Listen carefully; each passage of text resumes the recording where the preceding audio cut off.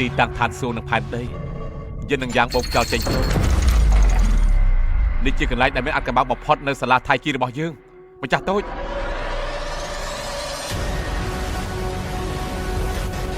តែសត្វអាក្រក់នៅក្រោមដីនោះជាសត្វប្រភេទណាទៅមានបងប្អូនពីរបីនាក់ដែលនៅសល់ត្រឹមតែកិត្តិនាមរបស់គេតែប៉ុណ្ណោះទេកុំទៅ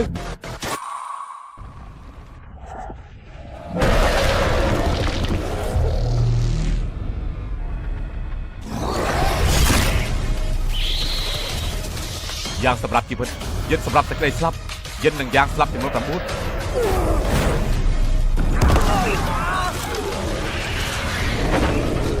ជីវិតនិងការស្លាប់របស់កូនស្រីវាមិនសំខាន់ទេថាឯងជានរណាហើយខ្ញុំជានរណានោះអ្វីដែលសំខាន់តើឯងជានរណាទៅ